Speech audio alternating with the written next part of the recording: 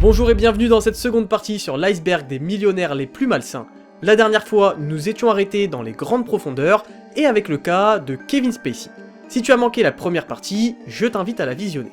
Bref, reprenons sans plus tarder en plongeant dans les abysses. Bienvenue dans la Rat Place.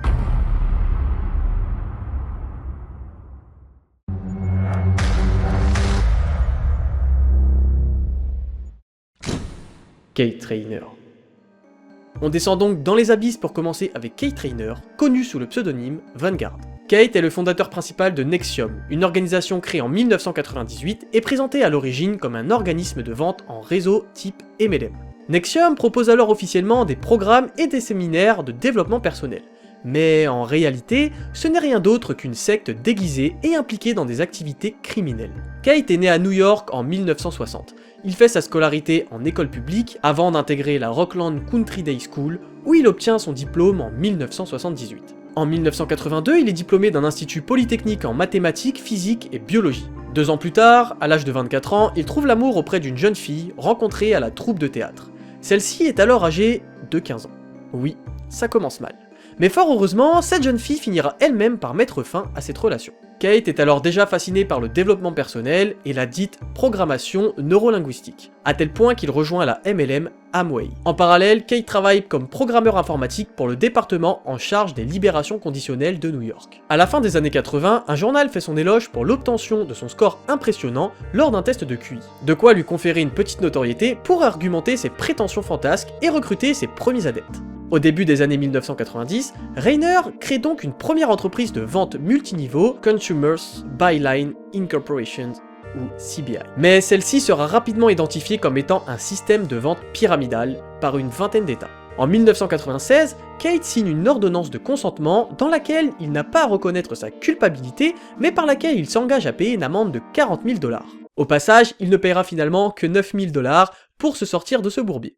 L'ordonnance lui interdit aussi de promouvoir, d'offrir ou d'accorder sa participation à un quelconque système de distribution en chaîne. L'année suivante, il rencontre Nancy Salzman, une ancienne infirmière spécialisée en programmation neurolinguistique. Ensemble, ils fondent Executive Success Programs, ESP, en 1998. Une entreprise qui vend des formations et des soi-disant techniques de développement personnel. Celle-ci deviendra Nexium quelques années plus tard. Le fonctionnement ressemble d'ailleurs beaucoup à celui de CBI, la première entreprise ratée de Kate, où les membres sont vivement incités à en recruter d'autres. A priori, il n'avait pas bien saisi les restrictions inscrites sur son ordonnance. Pendant les séminaires, les étudiants doivent appeler le futur gourou Vanguard, en référence au jeu vidéo sorti en 1981. Les étudiants sont régulièrement invités à partager leurs secrets les plus intimes, constituant des leviers émotionnels pour les formateurs qui peuvent ensuite s'en servir au profit de leurs intérêts. À cela s'ajoute une liste de règles et de comportements ritualisés, un système d'écharpes colorées et des entretiens individuels. Peut-être ici une inspiration de J.K. Rowling. Très vite, Nexium va enrôler certains membres de familles fortunées telles que les sœurs Bronfman et près de 150 millions de $ seront confiés à la secte pour son développement. La fortune des deux sœurs permet à Nexium d'étendre ses activités et d'acquérir des biens immobiliers pour les transformer en centre de formation. En 2015, Kate crée une organisation secrète appelée DOS, un acronyme de l'expression latine se traduisant par maître des compagnes obéissantes. Son objectif est de recruter des femmes pour en faire ses esclaves sexuels. Elles étaient marquées comme du bétail et contraintes à toutes sortes de pratiques. Parmi les membres influents du réseau, on retrouve Allison Mack, une actrice américaine connue pour son rôle de Chloé Sullivan dans la série télévisée Smallville. En 2017, Allison fait l'objet d'accusations pour son implication dans le recrutement des femmes destinées à devenir les esclaves de Kate. Elle est arrêtée pour trafic sexuel et travail forcé l'année suivante. Elle plaide coupable d'extorsion et d'association de malfaiteurs en 2019 et est condamnée à 3 ans de prison ainsi qu'à une amende de 20 000 $. En 2018, Kate est arrêtée pour de nombreux chefs d'accusation, dont le trafic sexuel, l'association de malfaiteurs et l'exploitation de mineurs. Il est condamné 2 ans plus tard à 120 ans de prison pour ces crimes et une amende de près d'1,65 million €. Le cas de Kate Rayner a été largement médiatisé, notamment avec le documentaire disponible sur HBO qui explique les différentes activités de Nexium. Une très bonne vidéo a aussi été réalisée par Compte Fécond et je vous invite à aller la visionner si le sujet vous intéresse. Concernant la fortune de l'ancien gourou, elle est très mal documentée, mais compte tenu de ses activités, on pourrait l'estimer à plus ou moins 5 millions € avant condamnation. Tekashi 69. Bon, je pense que tu as déjà entendu parler de lui, étant donné qu'il a réussi à se faire un nom dans l'industrie musicale. Tekashi 69 est un rappeur impliqué dans de nombreuses affaires judiciaires. De son vrai nom, Daniel Hernandez, Tekashi est impliqué dans des histoires de gangs, de rackets et de violences conjugales. Mais il a aussi été accusé de complicité de meurtre. Daniel commence ses activités criminelles par la vente de marijuana avec son frère. Très vite, il diversifie son offre avec l'héroïne. Il commence le rap en 2014, rejoint le label Fuck Them et le Nine Train Gangsta Bloods par la même occasion. Une association de malfaiteurs connue entre autres pour trafic de drogue et le trafic d'êtres humains. L'un des principes fondamentaux du gang est que chacun de ses membres doit aider financièrement les familles des autres membres détenus. En 2015, 6ix9ine est arrêté pour une affaire de vidéo à caractère sexuel impliquant une mineure de 13 ans. Il conclut un accord avec la juge dans lequel est stipulé que l'artiste ne doit plus diffuser d'images sexuellement explicites ou violentes montrant des femmes ou des enfants sur les réseaux sociaux, ne doit pas commettre un autre crime dans les 2 ans et doit écrire une lettre d'excuse à la victime. 6ix9ine évite ainsi 3 ans de prison ferme et le fait d'être catégorisé comme délinquant sexuel. Mais le rappeur est de nouveau arrêté en 2018, soupçonné de faire partie d'un gang ultra-violent de New York. L'inculpation comporte alors 17 chefs d'accusation, dont trafic de drogue, vol à main armée, fusillade et racket. Il risque alors une condamnation extrêmement lourde, pouvant aller jusqu'à 47 ans de prison. Lors de son procès, Tekashi plaide coupable et témoigne contre d'autres membres du gang en échange d'une réduction de peine. Il écope alors de 2 ans de prison. Entre-temps, sa compagne révèle qu'elle a été victime de violences domestiques durant ses 7 années de relation avec le rappeur. Elle raconte que lors de leur dernière dispute, Tekashi l'aurait battue tellement fort qu'elle n'arrivait quasiment plus à ouvrir les yeux. Et 6ix9ine reconnaît les faits de violences domestiques dans le cadre de son accord de coopération. Il sort tout de même de prison en 2020, devant purger le reste de sa peine en résidence surveillée, une décision en partie motivée par la pandémie du Covid-19 et de la vulnérabilité du rappeur de par son asthme. Très récemment, le rappeur a été condamné à 45 jours de prison pour plusieurs violations de sa probation, pour des tests de dépistage manqués et pour des voyages non autorisés. En 2024, la fortune de 6ix9ine est estimée à 1,4 million d'euros par Celebrity Net Worth. Jared Fogle. On continue de déambuler dans les abysses avec Jared Fogle, également connu sous le nom de l'homme Subway. Jared est devenu célèbre pour avoir réalisé une incroyable perte de poids en suivant un régime à base de sandwich Subway. Il est alors devenu le porte-parole de la marque jusqu'à ce que sa carrière prenne un tournant dramatique en raison d'inculpations criminelles. Jared est né en 1977 dans un milieu modeste à Indianapolis. Son père était vendeur de voitures d'occasion et sa mère était femme au foyer. Jared devient obèse dans les années 90 à cause d'un régime inadapté et de mauvaises habitudes alimentaires. Il dit avoir atteint un poids de 193 kg. En 1998, alors qu'il est étudiant à l'université de l'Indiana, Jared change ses habitudes pour manger midi et soir chez Subway. Financièrement, ça paraît quand même difficilement réalisable pour un étudiant issu d'un milieu modeste. Je dis ça, je dis rien. Mais en France, par exemple, manger le plus petit et le moins cher des sandwichs de la marque midi et soir sur un mois coûterait environ 396 €. Et je ne suis pas certain d'être rassasié à chaque repas avec un sub 15. Pourtant, je ne suis pas un gros mangeur. Bref, à côté, Jared ferait de l'exercice physique. Et le bougre affirme avoir perdu 111 kilos de cette manière. Son histoire est d'abord racontée dans un journal étudiant, puis reprise dans le magazine Men's Health, avant d'arriver aux oreilles de Subway, qui l'enrôle aussitôt pour une publicité. Fogle crée alors la Jared Foundation, une organisation à but non lucratif visant à lutter contre l'obésité infantile. Cependant, une enquête révèle que la fondation n'a jamais financé de projet en rapport avec l'obésité. Et pire, elle servirait simplement à lui assurer une rémunération. En 2006, lors d'une émission de radio de santé au sein d'un collège, Jared est suspecté de pédophilie par l'animatrice suite à plusieurs commentaires obscènes qu'il fait à propos des collégiennes. L'animatrice en question va alors faire semblant de se lier d'amitié avec Jared en vue de tenter d'amasser des preuves contre lui. Elle présentera finalement au FBI plusieurs enregistrements téléphoniques dans lesquels on entend distinctement Jared se confier sur son attirance pour les jeunes filles. Mais les enregistrements ayant été réalisés à l'insu de Jared ne peuvent pas être utilisés devant un tribunal. L'animatrice, qui n'en démord pas, continue tout de même d'enquêter pour le FBI durant 3 années,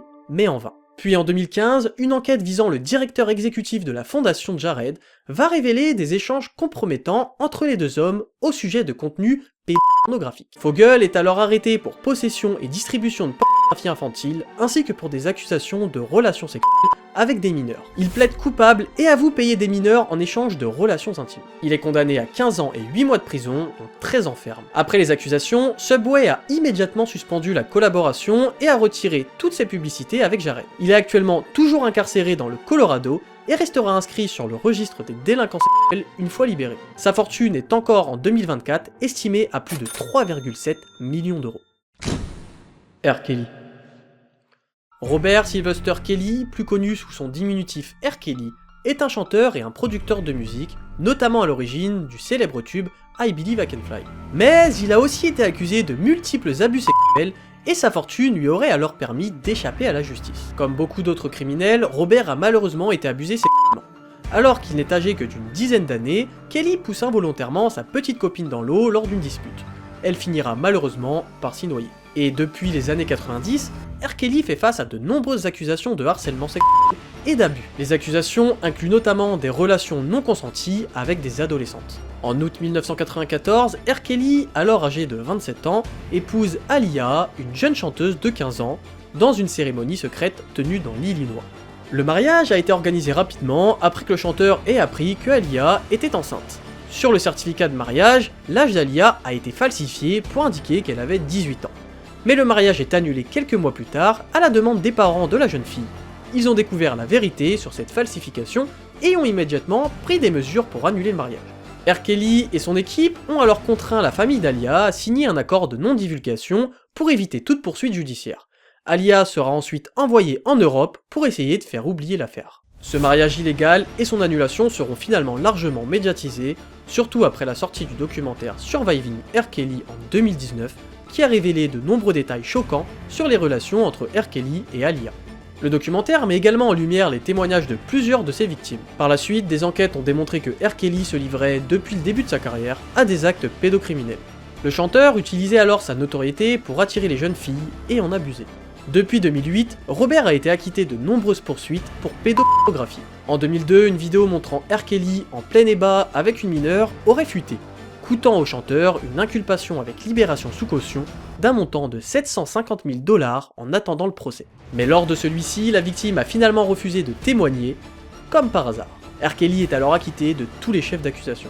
En 2019, de nouvelles accusations sont portées, accompagnées de vidéos compromettantes, où le chanteur a des relations intimes avec des jeunes filles âgées entre 14 et 16 ans. R. Kelly est arrêté et inculpé de 10 chefs d'accusation, chacun passible d'une peine d'emprisonnement allant de 3 à 7 ans. L'artiste arrive à obtenir une nouvelle libération sous caution dans l'attente de son procès. Et en 2021, R. Kelly est reconnu coupable d'exploitation sexuelle de mineurs, d'extorsion, d'enlèvement, de corruption, de pédopornographie, de travail forcé, et j'en passe. 11 victimes, dont 9 femmes, décrivent un système d'exploitation sexuelle de jeunes fans organisé avec l'aide de son entourage. Le chanteur est alors condamné à 30 ans de prison, et d'autres procès concernant certaines affaires dont nous avons évoqué viennent encore grossir cette peine aujourd'hui. À son apogée, la fortune de R. Kelly était d'environ 100 millions €, bien qu'il serait maintenant endetté en raison des différentes affaires qui le concernent. Jeffrey Epstein. Tu as sûrement déjà entendu parler de cet homme, étant donné que Netflix a réalisé un documentaire sur le sujet. Jeffrey Epstein est né en 1953 à New York, dans un des quartiers de Brooklyn. Son père et sa mère, tous deux immigrés d'Europe, travaillent respectivement dans une entreprise de démolition et en tant que QATSEM. Epstein a donc grandi dans une famille de classe moyenne et il était particulièrement doué pour les mathématiques. Il a commencé sa carrière comme enseignant à la Dalton School de Manhattan et ce malgré l'absence de diplôme universitaire. En réalité, Jeffrey aurait la fâcheuse habitude de mentir sur son CV. Ok, c'est sûrement pas le premier. Quelques années après, il parvient à rejoindre la bourse de Wall Street en tant que trader, et très vite, Epstein va pratiquer la fraude boursière. D'abord en tant que bras droit, puis en tant que chef d'orchestre au sein d'un système de Ponzi mis en place par Hoffenberg, un autre millionnaire dont nous avons parlé dans la première partie de l'iceberg. D'ailleurs, celui-ci n'a pas balancé Epstein lorsqu'il s'est fait arrêter, car ce dernier lui avait fait croire qu'il avait la justice dans la poche et qu'il ne pouvait rien lui arriver. Quel fin manipulateur. Toujours 3 coups d'avance. Epstein parvient ainsi à se constituer une très grosse fortune avec laquelle il achète des propriétés prestigieuses et des îles privées où il organisera de terribles soirées. Et je ne dis pas ça pour l'ambiance, avec d'autres très grands noms tels que Bill Clinton, Harvey Weinstein, Kevin Spacey, que nous avons tous les deux vus en première partie, et le prince Andrew. Oui, le frère du prince Charles, aujourd'hui roi d'Angleterre. Bref, la carrière d'Epstein va être ternie par des actes beaucoup plus sombres que la fraude. Je fais allusion ici au trafic sexuel et aux abus sur mineurs. Il devient entre autres le propriétaire d'une villa de plusieurs millions à Palm Beach, en Floride. C'est au cœur de cette somptueuse demeure que Epstein s'est aménagé un petit espace à l'abri des regards où il peut, en toute impunité, amener de jeunes filles mineures pour se faire masser. Enfin, c'est comme cela qu'il les attire. Mais en réalité, Epstein est un gros dégueulasse qui pousse les jeunes filles à se déshabiller durant le massage pour pratiquer des attouchements. Epstein corrompt certaines filles en les payant 200 $ lorsqu'elles parviennent à lui ramener de nouvelles recrues pour assouvir ses pulsions. Le discours est bien rodé et se propage très vite dans les écoles. Ça te dirait de te faire 200 $ juste en massant un vieux? Un véritable réseau de trafic sexuel de mineurs se met alors en place petit à petit.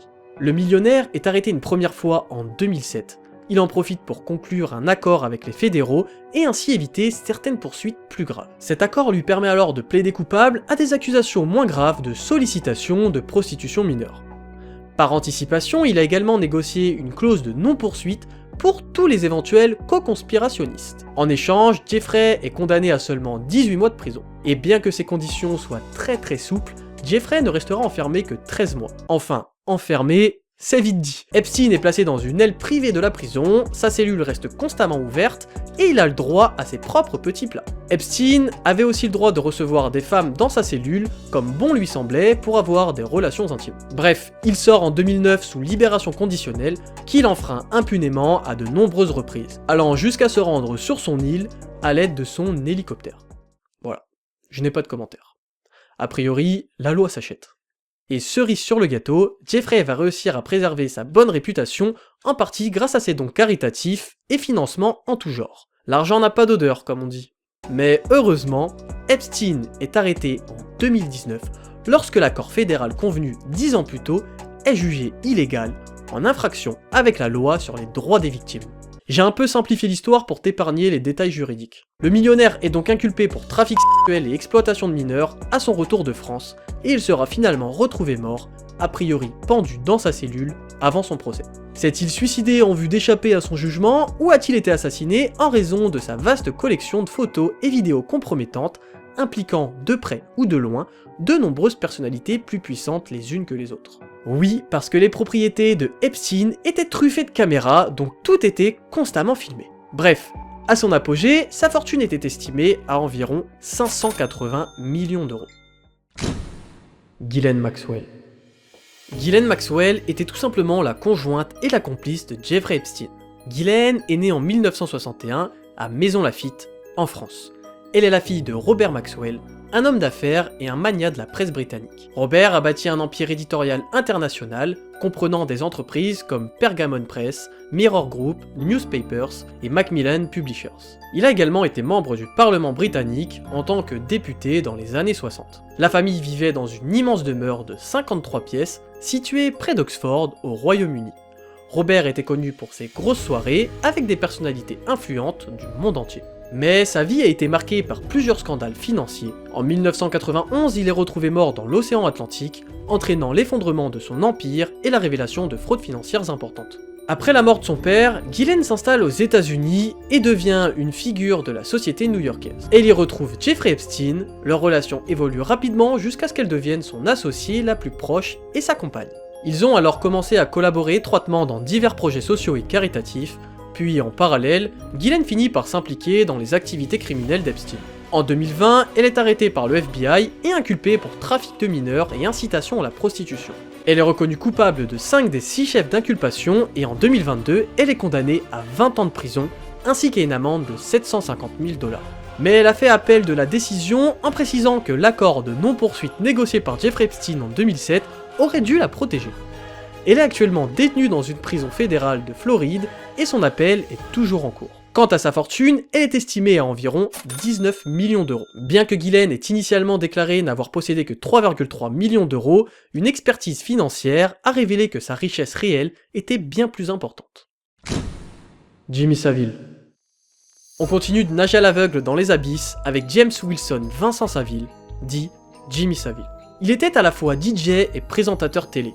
Mais après sa mort en 2011, des centaines d'accusations d'abus ont été portées contre lui par des personnes de tous âges et de tous sexes. Non seulement sur les lieux même de son travail, à la BBC, mais aussi dans divers établissements scolaires et hospitaliers où il était donateur. Les enquêtes ont alors révélé qu'il avait abusé de nombreuses victimes, y compris des enfants et ce sur plusieurs décennies. Jimmy rejoint la BBC en 1969, et 6 ans plus tard, il est à la tête d'une émission qui réalise les rêves des spectateurs, principalement ceux des enfants. L'animateur est très actif en tant que philanthrope, il soutient de nombreux hôpitaux pour lesquels il lève près de 40 millions de livres sterling. Jusqu'à sa mort, Jimmy demeure l'une des célébrités les plus populaires au Royaume-Uni, il a même été anobli par la reine d'Angleterre Elisabeth II.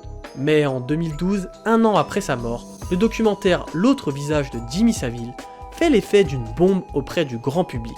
Il révèle au monde entier le prédateur sexuel d'adolescentes qu'était Jimmy Savile dans les années 60 et 70. 5 femmes y révèlent ce qu'elles ont vécu adolescentes, elles parlent alors d'abus et de de la part du millionnaire. Les faits se seraient déroulés dans les loges de la BBC, dans sa Rolls-Royce, dans des hôtels, dans des hôpitaux qu'il finançait, au sein d'instituts où il était bénévole, ou encore au sein d'un pensionnat. Le nombre de victimes potentielles est estimé à près d'un demi-millier, dont de très jeunes enfants âgés entre 8 et 10 ans.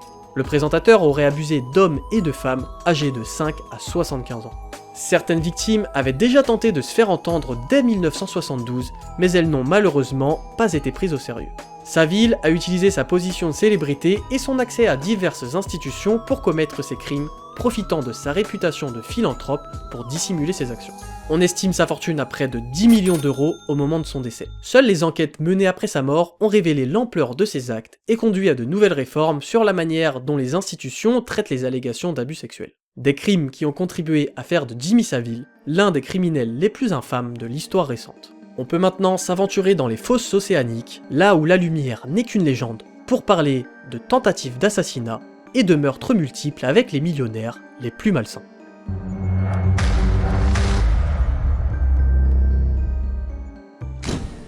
Joe Exotic. Joseph Allen Maldonado Osage, mieux connu sous le nom de Joe Exotic, est un ancien exploitant de zoo américain, prétendument l'éleveur de tigres le plus prolifique des États-Unis. Joseph est né dans le Kansas où il grandit dans une ferme. À 5 ans, le garçon est tristement victime de viol de la part d'un enfant plus âgé. La famille rejoint ensuite le Texas où Joseph occupera divers emplois avant d'ouvrir une animalerie avec son frère Garold en 1986. Puis en 1997, après avoir fermé sa première animalerie et en avoir ouvert une seconde à proximité, il entre en conflit avec la ville pour des faits de violation répétée du code des décorations et des enseignes. La raison est que Joseph a accroché un drapeau des États-Unis avec des rayures arc-en-ciel dans sa vitrine. Après la mort de son frère dans un accident de voiture la même année, il vend l'animalerie pour acheter une ferme de plus de 6 hectares dans l'Oklahoma. Celle-ci est baptisée Garold Wayne Exotic Animal Memorial Park en hommage à son frère et lui vaudra son surnom. En 1999, alors que des enquêteurs découvrent un grand nombre d'émeus sous-alimentés au Texas, Joe se porte volontaire pour les capturer et les recueillir dans son parc. Au cas où tu ne verrais pas ce qu'est un émeu, grossièrement, c'est une sorte d'autruche originaire d'Australie. Les autorités locales, étant complètement dépassées par la situation, acceptent. Mais Joe va utiliser un fusil de chasse, en tuer une partie et être accusé de cruauté envers les animaux. Mais comme les émeus sont considérés comme du bétail, les tuer n'est pas illégal au Texas.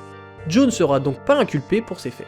L'année suivante, il adopte ses premiers tigres qu'il nourrit avec des carcasses entières de chevaux, dont une partie qu'il tue lui-même. En parallèle, Joe présente une émission de télé-réalité qu'il diffuse en ligne depuis son zoo et fait le tour des foires pour donner des spectacles avec ses tigres. Quelques années plus tard, le zoo est cité à plusieurs reprises pour des violations de lois fédérales sur le bien-être animal.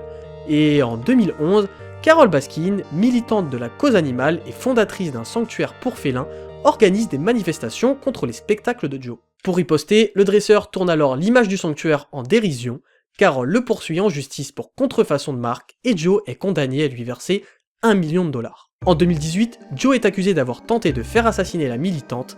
Les faits remonteraient alors à 2017, lorsque Joseph aurait embauché un agent du FBI sous couverture qui se faisait passer pour un tueur à gages. Joe Exotic proposait alors 10 000 dollars à quiconque tuerait Carole. Lors du procès, Joseph est reconnu coupable de 17 chefs d'accusation fédéraux, de maltraitance envers les animaux et de 2 chefs d'accusation pour complot visant à tuer la militante. Joseph purge actuellement une peine de 21 ans dans une prison fédérale des États-Unis. En 2020, Netflix a sorti un documentaire sur le sujet qui a attiré l'attention sur Joe Exotic, son zoo et son conflit avec Carole Baskin. À son apogée, Joe disposait d'une certaine fortune que l'on estime à un peu plus de 10 millions d'euros. J'avoue que je ne suis pas certain d'avoir classé ce millionnaire au bon niveau, il a tout de même écopé de plus de 20 ans de prison, mais tout dépend de ta perception envers la cruauté animale. John McAfee. J'enchaîne avec un nom qui ne devrait pas être inconnu. John McAfee était un informaticien américain à l'origine du premier logiciel antivirus commercialisé. Mais John a aussi fait l'objet de nombreuses suspicions pour des crimes liés au trafic de stupéfiants. Après l'obtention de son doctorat, John McAfee commence sa carrière professionnelle au sein de la NASA. Il travaille ensuite comme développeur de logiciels et de systèmes d'exploitation. Dans les années 80, il parvient à obtenir une copie du virus Brain, considéré comme le tout premier virus informatique. Ce virus infecte alors les disquettes en modifiant la partie qui permettait à l'ordinateur de démarrer et de lire les fichiers. Bref, lorsqu'une disquette infectée était utilisée, le virus se copiait sur le disque dur de l'ordinateur et se propageait aux autres disquettes. A l'origine, le virus a été créé pour protéger le logiciel médical des frères Alvey contre la copie illégale, mais il s'est rapidement propagé à l'international. John va alors trouver un moyen de détruire le virus. Il fonde McAfee Associates en 1987 dans l'objectif de commercialiser son antivirus et démissionne 2 ans après. En 1994, John n'a plus besoin de travailler au sein de sa société. Il en devient simple actionnaire, et 16 ans plus tard, en 2010, elle est rachetée par Intel pour près de 7 milliards d'euros. En 2012, sa propriété est prise d'assaut par les forces de l'ordre. John est arrêté pour trafic de drogue et possession d'armes. Il est libéré quelques heures plus tard, sans poursuite. Mais John reste dans le collimateur des enquêteurs qui le soupçonnent d'être impliqué dans le meurtre de Gregory Vianfall, un ressortissant américain de 52 ans qui vivait dans la maison située à côté de celle de John McAfee et retrouvé mort d'une balle dans la tête. Les deux hommes auraient alors eu plusieurs différends, notamment au sujet des chiens de l'informaticien dont le voisin se plaignait en raison de leur agressivité. Et quelques jours avant la mort de Gregory, tous les chiens de John avaient été empoisonnés, faisant de lui le suspect numéro 1.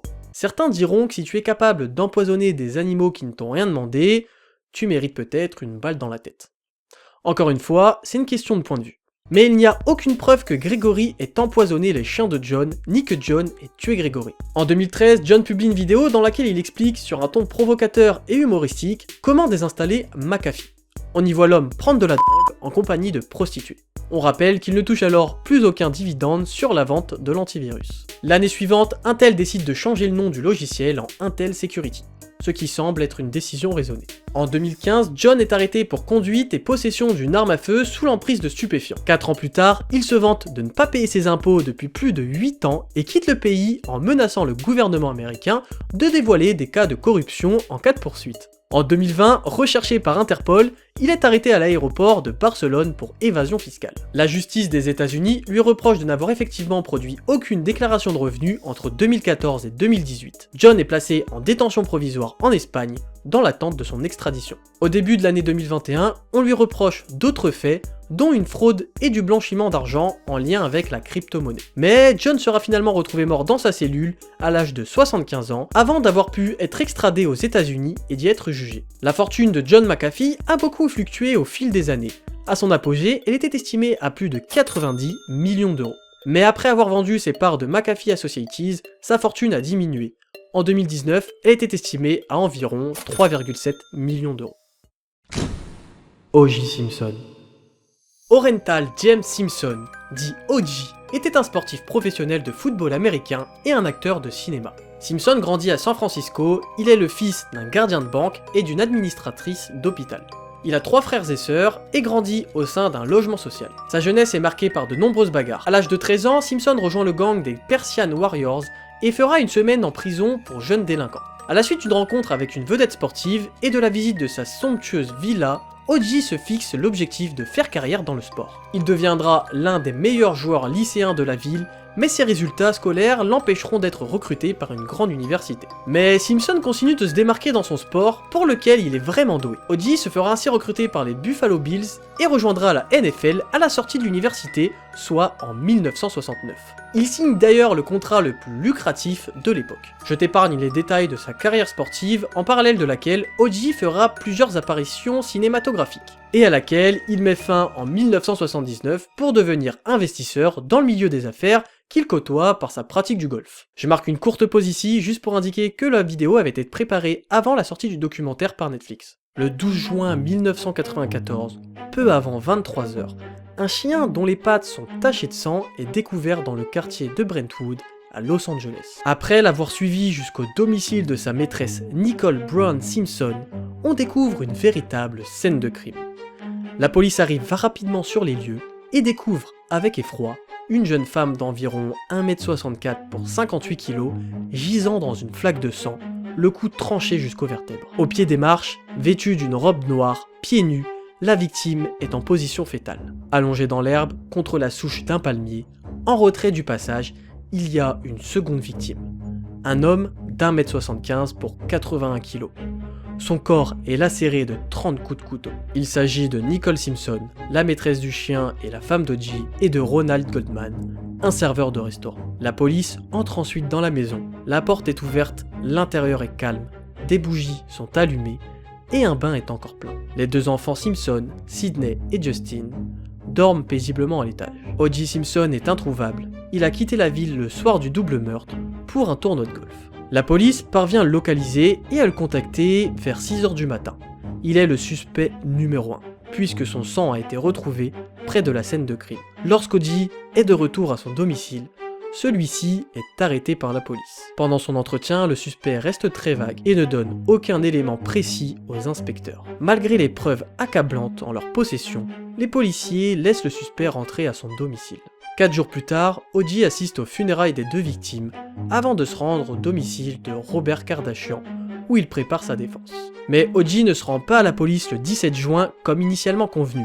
Il est alors aussitôt présenté comme un fugitif. O.J. est retrouvé rapidement en essayant de se rendre au cimetière. Se déroule alors une course-poursuite diffusée en direct à la télévision, interrompant par la même occasion les finales de la NBA. Près de 95 millions de téléspectateurs sont rivés devant leur écran pour suivre la course effrénée qui finit par prendre fin devant la villa de Simpson. Celui-ci tient alors un 3.5Z Magnum entre les mains avec lequel il menace de se suicider. S'ensuit alors une longue discussion de négociation par téléphone, après quoi O.J. sort finalement du véhicule, des photos de famille à la main, entre dans sa maison et s'écroule dans les bras des policiers. La police le laisse alors utiliser sa salle de bain, appeler sa mère et boire un verre de jus de fruits avant de l'emmener au poste, escorté par 18 véhicules. Depuis sa cellule, le joueur américain, considéré comme le meilleur running back de la NFL, prend tout de même le temps de signer des cartes de collection en attendant son procès. Le 22 juin 1994, le bureau du procureur laisse fuiter l'enregistrement d'un appel de Nicole au 911. L'enregistrement est daté du 25 octobre 1993 et on entend Nicole dire d'une voix tremblotante « Pouvez-vous envoyer quelqu'un ici? Il est de retour, s'il vous plaît, c'est O.J. Simpson, je pense que vous avez son casier. » Mais O.J. est défendu par l'équipe d'avocats la plus prestigieuse jamais rassemblée pour un homme accusé de meurtre. Une fine équipe qui a tout de même un coût. Plus de 6 millions de dollars seront dépensés pour le seul procès pénal. Après plusieurs semaines de discussion sur les preuves admissibles et non admissibles, le procès d'O.J. Simpson débute enfin le 23 janvier 1995. Plus de 9 mois se sont écoulés lorsque le 3 octobre 1995, le verdict tombe. Alors que plus de 100 millions de téléspectateurs sont rivés devant leurs écrans, O.J. Simpson est acquitté.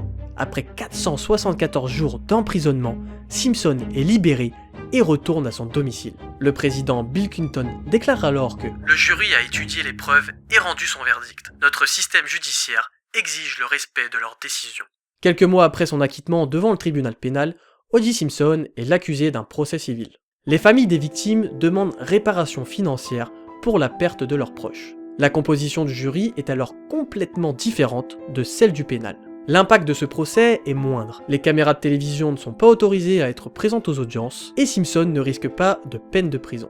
Le 4 février 1997, Simpson est reconnu coupable de la mort de Ronald Goldman et de Nicole Brown. Il est alors condamné à payer 33 millions de dollars de dommages et intérêts. Mais O.J. déclare être déjà endetté de plus de 850 000 dollars en raison de son premier procès. L'accusation met alors en avant le fait que Simpson vit toujours dans une somptueuse villa, qu'il possède encore des voitures de luxe et que ses futurs revenus financiers s'élèvent à plusieurs millions de dollars. À défaut d'avoir pu faire incarcérer le meurtrier, les plaignants souhaitent mener Simpson à la banqueroute. En mars, le juge ordonne la saisie de ses trophées, de ses clubs de golf hors de prix et de divers objets lui appartenant. Quelques jours plus tard, O.J. transfère une partie de son patrimoine restant à ses enfants en vue de le protéger des autres plaignants. On sait que 3 mois après le verdict, Simpson devait encore entre 600 et 700 000 dollars d'impôts qu'il était en incapacité de payer. En 2000, O.J. déménage en Floride, où la loi protège les biens des personnes et empêche la saisie de la résidence principale. En février 2001, O.J. Simpson est arrêté pour carjacking, mais sera acquitté de toutes les charges. Le 13 septembre 2007, O.J. Simpson est à Las Vegas pour un mariage. Un courtier en vente aux enchères lui apprend que des collectionneurs sont en ville, qu'il possède certains de ses objets personnels, tels que de souvenirs sportifs, des photos de famille et le costume qu'il portait le jour de son acquittement. 3 jours plus tard, O.J. est arrêté à Las Vegas pour séquestration, vol à main armée et agression de 2 négociants d'objets de collection sportifs. Il est accusé d'avoir fait irruption accompagné d'hommes de main dans un hôtel-casino de la ville en vue d'y dérober, sous la menace d'armes, ses souvenirs personnels. Pour se justifier, il affirme que ses souvenirs lui ont été volés auparavant par certains de ses associés et qu'il ne savait pas que les hommes qui l'accompagnaient étaient armés. Mon œil. Il est libéré sous caution, une caution de 125 000 $ le 20 septembre, mais obtient une interdiction de quitter le pays. Le 4 octobre 2008, O.J. Simpson est reconnu coupable des 12 chefs d'accusation retenus contre lui, dont ceux de vol à main armée et d'enlèvement. Et il est finalement condamné le 5 décembre 2008 à 33 ans de prison ferme, un clin d'œil aux 33 millions de $ d'amende de la part du juge précédent. En juillet 2017, O.J. Simpson demande une libération par anticipation qu'il obtient après 9 années passées derrière les barreaux. Vu le casier du bougre long comme mon bras, c'est pas cher payé. O.J. Simpson meurt finalement d'un cancer de la prostate le 10 avril 2024, à l'âge de 76 ans, alors que sa fortune est estimée à près de 3 millions €. Phil Spector. Harvey Philip Spector, dit Phil Spector, est un producteur et un auteur-compositeur américain. Harvey est né dans le Bronx en 1939, au sein d'une famille de classe moyenne.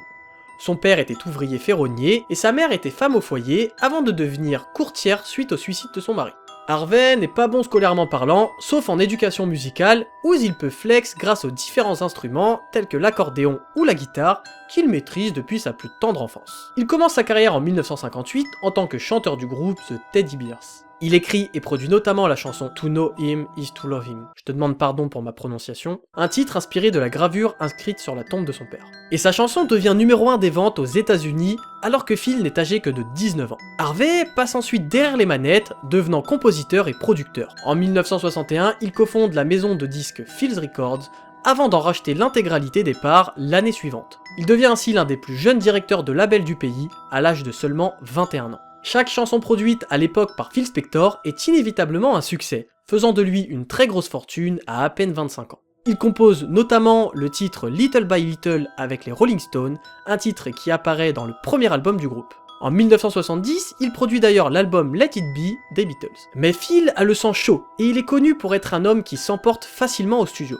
Parmi les anecdotes les plus connues, on note un coup de feu lors d'une séance avec John Lennon, une menace à l'arbalète pendant un enregistrement avec Leonard Cohen, et une seconde menace avec cette fois-ci un pistolet pendant un enregistrement avec Didi Ramone. Un comportement violent qui lui coûtera notamment une collaboration avec Céline Dion. En 2003, Phil Spector participe à une soirée bien arrosée qui se termine dans un restaurant à West Hollywood. Là-bas, une actrice de série B, nommée Lana Clarkson, travaille comme hôtesse pour le VIP Room. Elle a par exemple fait une apparition dans le film Scarface où elle joue une nana du Babylon Club.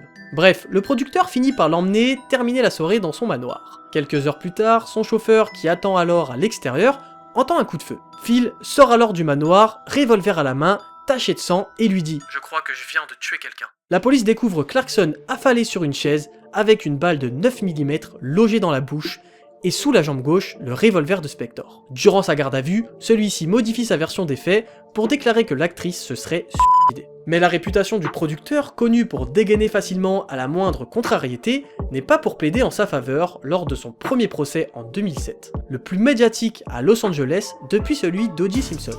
Faute d'unanimité au sein du jury, le procès est annulé et Phil Spector ressort libre sous caution. Un second procès ouvre en 2008 et un an plus tard, Phil est reconnu coupable du meurtre de la jeune actrice. Il est alors condamné à 15 ans de prison pour meurtre au second degré sans préméditation.